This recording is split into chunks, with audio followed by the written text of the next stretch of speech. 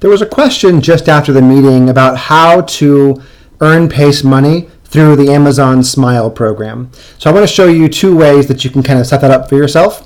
The first way is just to go to smile.amazon.com//ch/ and this is our 501c3 number, 911-860-454. And that should bring you directly to Pace at Lockwood's Amazon Smile link. But maybe the better long-term solution is just to select this as the organization you're supporting.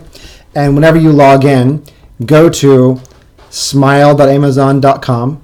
And when you get there, just click this down arrow, and whatever's here, change it to Pace at Lockwood. So you have to hit change, type in Pace at Lockwood, hit search.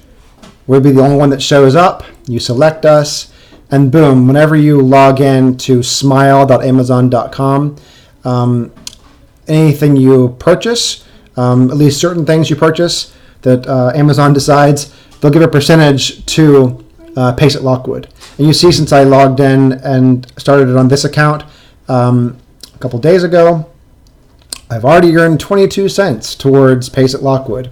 And every so often, Amazon will send Pace a check.